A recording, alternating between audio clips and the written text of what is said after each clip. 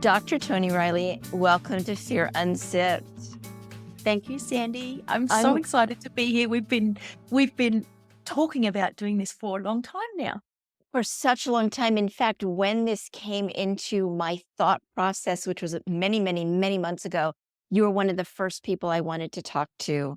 And the listeners are going to understand why I wanted you because you're just such a delight.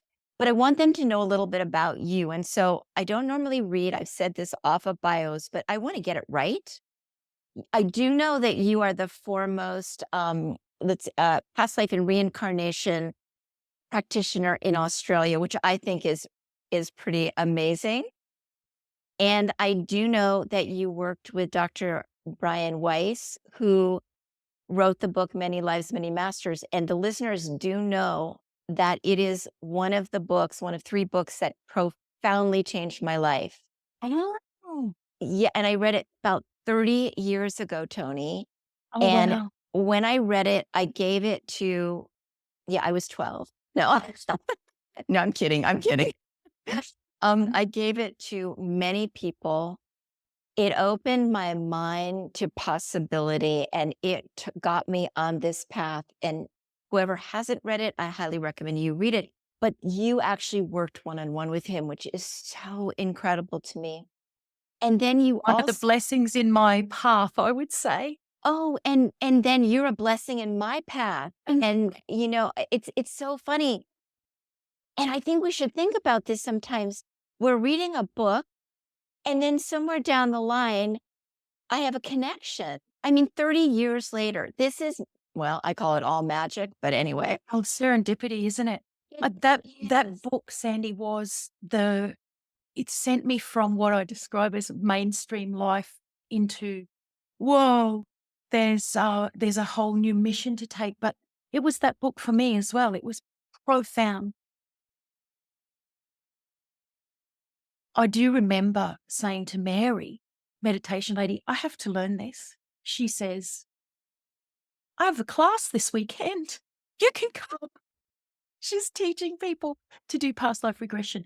She had told me, by the way, that a Maori, who's Indigenous person from New Zealand, had taught her how to do this. So she was very casual with it.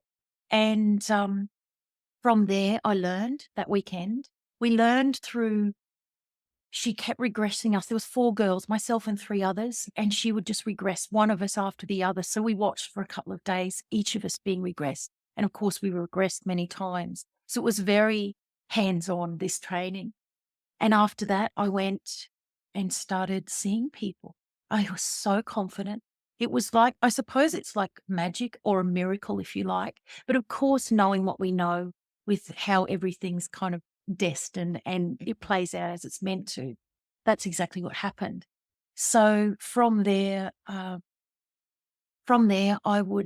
became a little bit of a psycho in recording everything. I was told, my guidance told me, you record everything. So I took notes for every session. I observed everyone, every session, and I started to gather my case studies, I guess you would call them, and everybody would come out with some profound change within themselves. So I got to see a lot of magic happen, for want of a better description. Mm. And also from there, it gave me the roots for realizing how therapy works and how it was not about mantras. It was not about um, like pulling yourself up necessarily. It was like we'd gone beyond all of that when we went to these past lives because we were talking directly to the individual. They were talking directly to their soul. So all of the humanness, it kind of gets cut out. But of course, it is to make this life better. So what happens is you see it from a higher perspective, what's going on, what you're doing, and how you're reacting. And then that's when the magic happens for a person because they know why. Why is this happening? Why did this happen? And that's where it all started. What about soul contracts? Do we have soul contracts? Yeah, I think that again, for us as humans to perceive, there's definitely what we could call a contract or a plan for each of us. From my observations, it's so intricate that even as a human, we couldn't comprehend it. But everything, every single thing that happens, every single thought, every choice we make is all part of the experience that we will have in any given lifetime. Of course, we're talking about this one. And it annoys people because they're like, well, what about free will? And it's like, free will is a human concept as well, because as a person, we're controllers because we've got a mind and we want to take control of what happens to us or what happens around us. So we feel like we've got choices here. But what I discovered is the choice that you make or don't make is the only one you were ever going to make. So if you're beating yourself up for a choice you make or made, you must cut yourself some slack, because you were only ever going to make that choice. And we make our choices or we don't make a choice. And then I guess what people get to experience is regret. But it's all about the emotional experience around what's happened. First of all, we beat ourselves up in our journey of self-discovery. So there's those emotions. And we get affected by emotions really with every thought we have. So it's the human experience. What about your book? 'Cause you wrote a book called Awaken. Is that right? Awake, the purpose of life and Awake. why. Yeah. So, Sandy, connection is so extraordinary when you feel it. And I'm sure also that we will have been together, all of the people, there's many of us here to help navigate this evolution at the moment. I'm So there's getting no chills. doubt, I just have to no tell you, doubt. I am getting chills throughout my body right now because what you're saying is absolutely speaks to my truth. But go ahead. That's it. I have them too. I And you know what? know. I call them truth bumps. It's affirmation. Yeah. So, but Yes, back to the exactly. book. With the book, I wrote that in, oh gosh, I started in about 2010. It took me a long time to write it because I changed so much myself. And the book was to explain the discoveries that I made about the purpose of life. And the purpose of life is not a destination. It's not that we're going to be a success at something or we're going to have a certain achievement. It's every single minute of every day. And I think people are like, well, maybe they get disappointed in that, but it's like, that's what it is.